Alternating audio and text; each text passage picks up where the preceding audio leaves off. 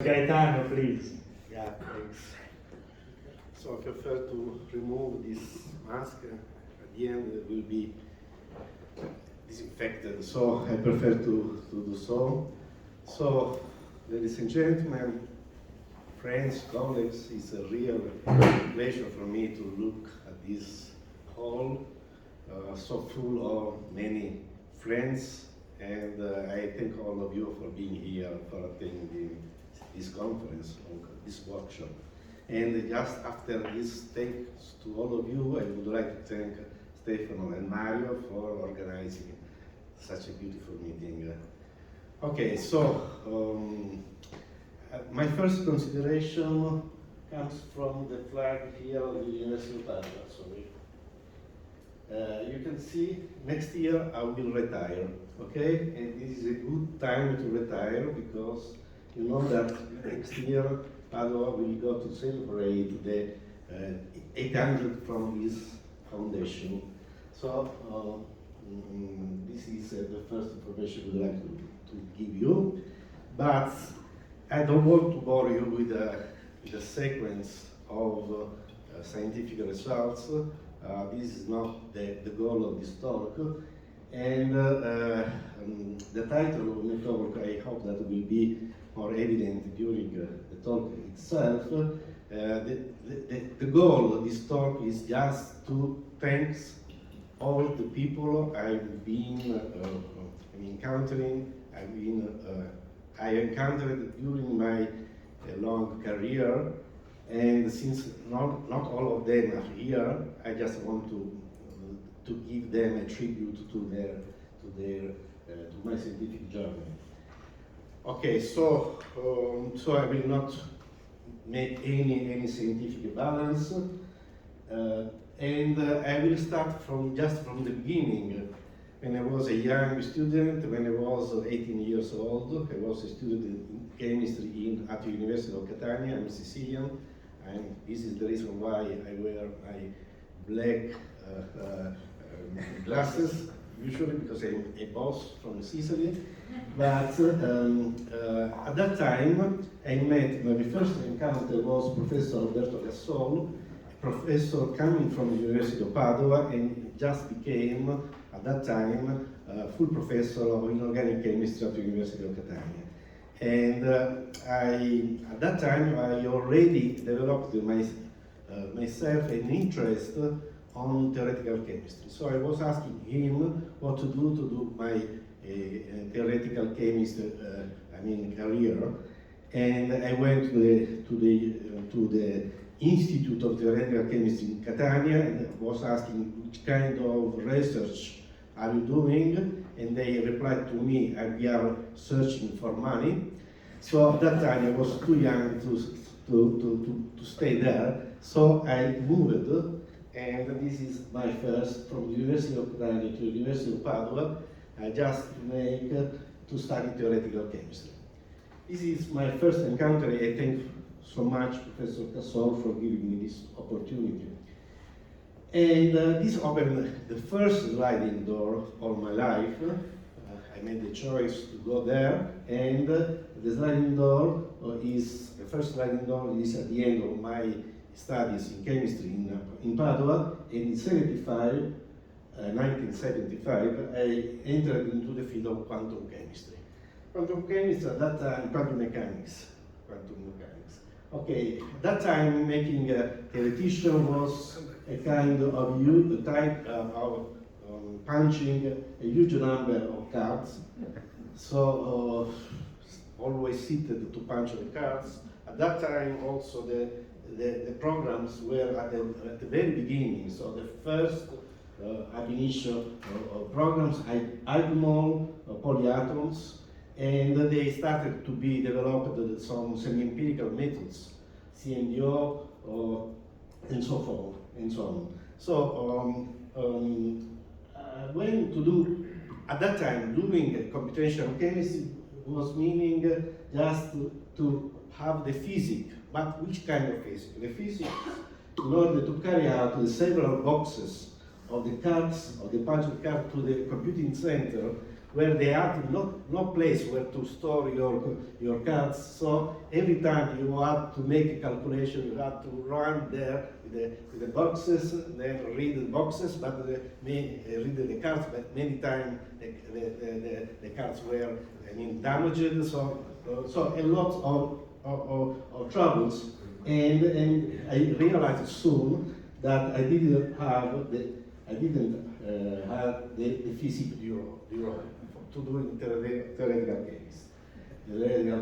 So, and it was so that due to my physical deficiencies, I entered into the world of experiments.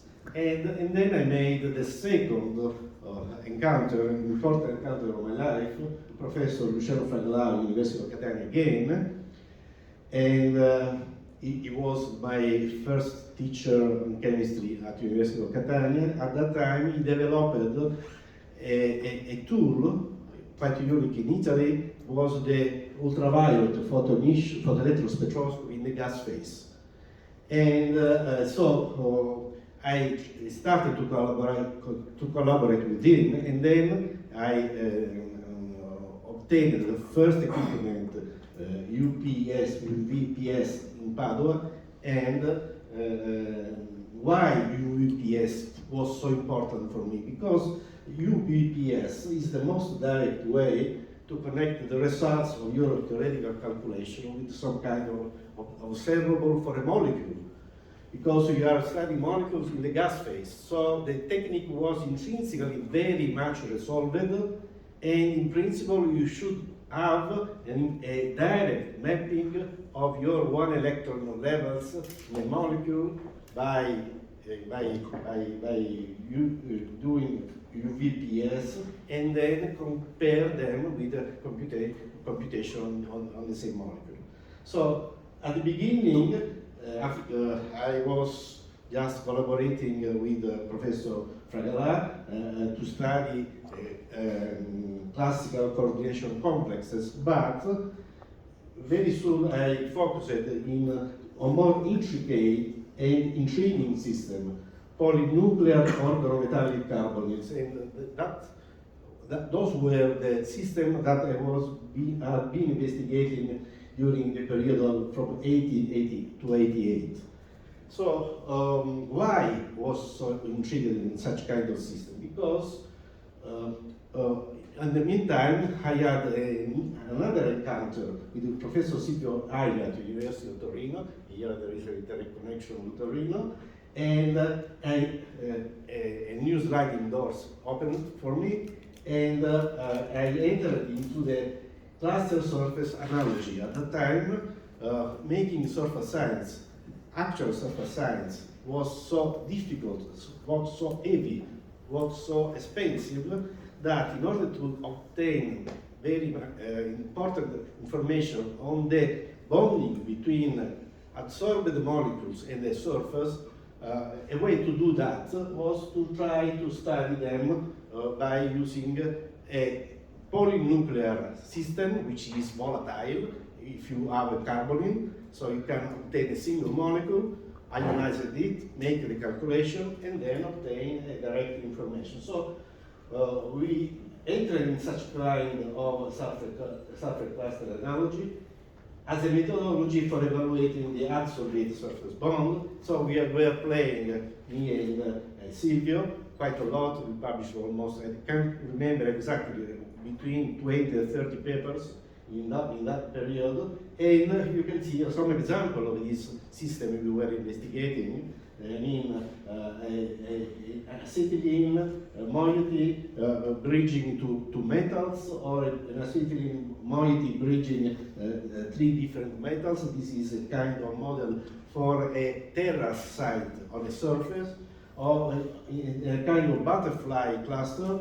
So this is a model for a king site on a surface. And so this is a model for splitting a CH bond and from a carbon bond with a metal and a hydrogen bond bridging two metals. So we had a lot of fun on this system, and this was, I could say, my entry point into the surface science, actually. just model, very basic model system. But the effective entrance into surface science was realized after the next encounter. The next encounter is Professor Chuck Federley, that already you as mentioned, and Professor Chuck Federley in '87. I went to Hawaii for 6 months. I had a hard job to convince my colleague that I was going into Hawaii just to do science and not to do fun, to have fun. But as you already said, we had a real difficulty to swim in the ocean, so we stayed again inside the lab, and I was introduced to the secrets of X-ray photoemission spectroscopy and diffraction. And this was really my entrance into real surface science. And then the new sliding door was in '89, when coming back to Padua, my boss, Professor Tondello, could obtain the money to buy the first XPS machine, and so the surface science group in Padua was set up.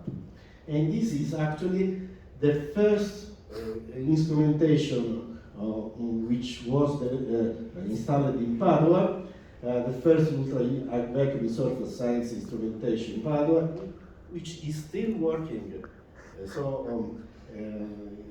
Really amazing. But I had another very important encounter. I already told you that in 1990, thanks to the help of Jurgo and to the excellent facilities developed in his workshop, in the meantime he came back to the homeland. He helped me to build the first changes that you need to apply to a standard commercial equipment in order to make photoelectron diffraction. Photoelectron diffraction is a way of conducting XPS by on a sample which is moved in a sample manipulator, and you do a kind of angular resolved XPS. So you monitor the intensity of your peak of interest, just moving the sample and looking at the oscillation of these intensities. And this bears a lot of information on the structural properties of the system, because it's a kind of electron diffraction obtained using an internal source of electrons, just exploiting the photoemission. Okay, so at that time we started then to take out of the oven the so-called Italian pizzas. These are the kind of stereographic projection already shown by Jurgo, and where you have the intensity of your peak as different angles.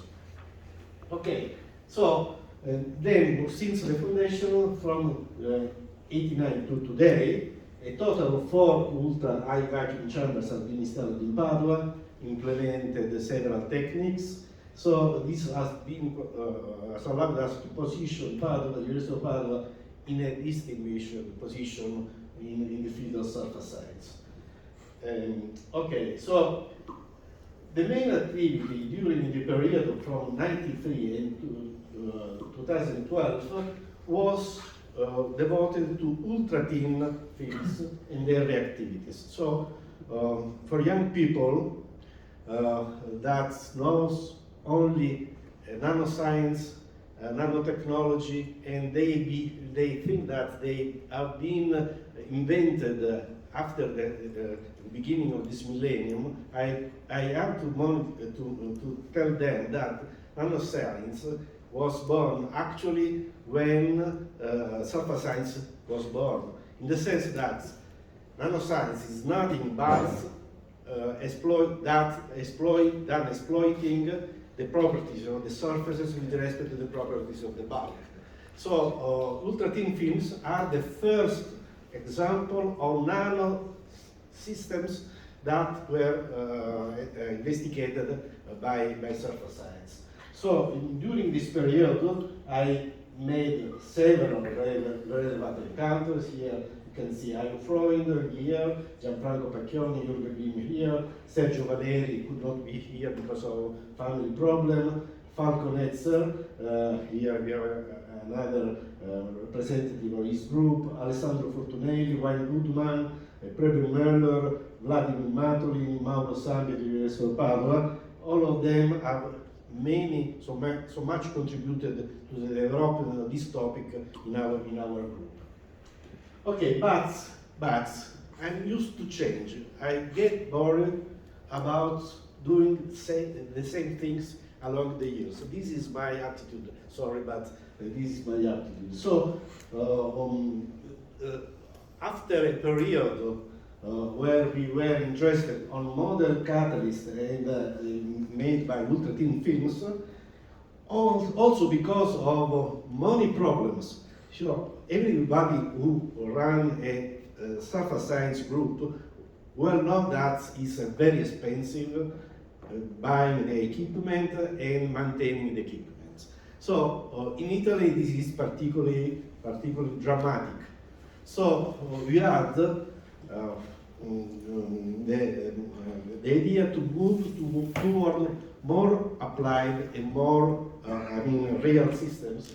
So around 2004, we moved to trying to exploit our past experience of ultra-thin films on studying real catalysts as oxide on oxide and metal on oxides.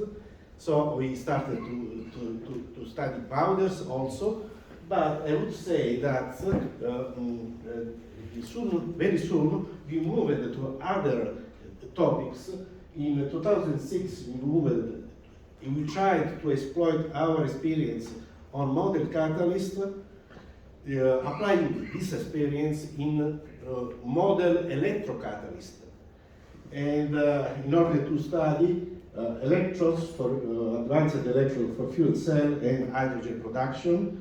And once more, we get bored, we are continuing to start working on this field, but in 2013 we started to be really involved into the revolution of the 2D materials, of graphene and related materials, applying them toward the sustainable energetics. This was our goal. Okay, so another encounters has triggered this new interest into the electrocatalysis. During a cost meeting at TOM in 2006, I was looking at a seminar for Professor Ulrich Stimming during the cost meeting, and then soon after the meeting he left. I just wanted to talk with him, so I just when I was during the conference, I wrote an email to him, I would like to talk with you. And after half an hour, he showed again, and we had a very important talk about this new interest. This represents a filter sliding doors. So we entered into the field of electrochemical surface science, which is one of the main activities today. And we developed, as an example, a pseudo in situ XPS electrochemical tool, and this helped so much us in order to enter into the field of model electrocatalyst, because using such kind of system, we were able to build the electrocatalyst in UHP, transfer into the electrode, which was connected to the UHP chamber, studying the behavior with respect to the electrochemistry, and then moving back to the UHP and look at the difference after the electrochemical work. This was very, very important for us because a very important sliding door for the survival of the surface science in catalysis group in Padua, because we were actually, as we say in Italy, alla canna del gas, nel senso we had no money, no money in Italy so far. This is a problem. So this was a sliding door to go inside the European funds, that most of the people in the audience do not need to do European project because they have money to do software science without any problem. We have to make this step, and we had a lot of success and several European projects, and only the latest are this one. They are all focused on electrocatalysts and fuel cell and hydrogen production. Okay, so finally, not finally, the sixth encounter that I would like to tell you is Professor Klaus Wandelt in 2010, and this was he was triggering the entrance into a new field for us because we were able to do STM, but not STM in electrochemical environment. And so in 2011 he was retiring, and he transferred to us one of several instrumentation on electrochemical STM he had in his lab. And after a lot of work in order to try to put in the best condition this equipment, we entered into this field, which is really, in my opinion, a very powerful technique, because it allows you in operando to look at a specific electrocatalytic sites and with an atomic resolution, and you can do some CV and so on. And actually, last month, I'm very proud that Microworks and me, we have been publishing a Nature Catalysis paper on this topic, where we were able to look at the single sites during the evolution of hydrogen. Tomorrow, Stefano will present some of these results. Okay, so the last encounter I would like to mention, sorry if I'm abusing of your patience, is 2014, where I met Professor Pliny Innocenzi of the University of Sassuolo, but he was the scientific attaché at the Beijing Italian embassy. He was a friend of mine because he was starting his career in Padua, and then he opened to me the Chinese world, and we had the first China-Italy bilateral workshop of graphene. This is the photo. This is Professor Innocenti. This is me. And then we had other bilateral meeting, and this opened the sliding doors of collaboration with the Chinese scientific community, and mostly in the field of 2D materials. And what was the outcome of this sliding door? Having a lot of Chinese students in the lab. This is very important, and also we had a bilateral project between Italy and China in the field of 2D materials for sustainable energetics and catalysis. Okay, so these are all the encounters I would like to thank, and I would like to, and all the sliding doors I have documented to you. And as a consequence of my life experience, I would like to launch a message to all young researchers. It's not for people of my age, but for the young researchers. Please meet many people, get inspired by them. Please be aware, another point which is very important, that the choice of your best sliding doors is not always an easy task to be done, but in most cases is ruled by your inner consciousness. So my last message to the young people is, serve also your inner net beside to internet. Don't stay only on internet, but also try to explore into yourself what you want really to do. This is the very important message. Okay, so I'm at the end of my talk, so I just want to, nothing could have been done without the essential contribution of all the collaborators at the University of Padua. So the permanent staff, Stefano Agno, Laura Calviglio, Gian Andrea Rizzo, all of them are here. Many postdocs I just mentioned, the most important of the last year. And I will never forget in my life, in my last part of my life, also the both one are here, the others could not join, many of them because of the COVID problems, but I will never forget in my life all the events that, that have been obtained, at my place, where the only commitment for me just was to pour the wine.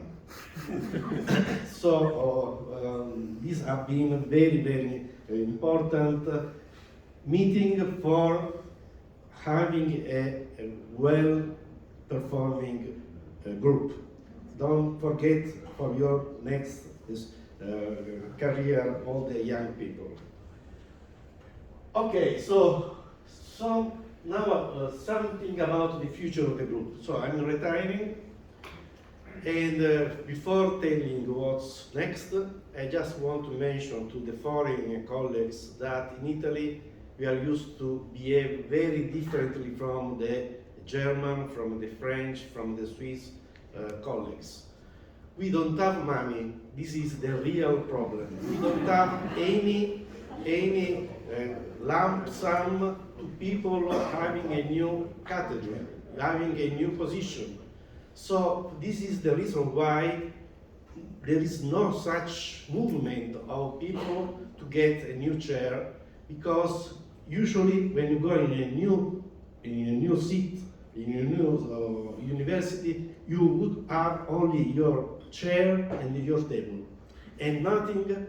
You should carry your funds in order to get started with your research. This is the reason why in Italy very often, in order to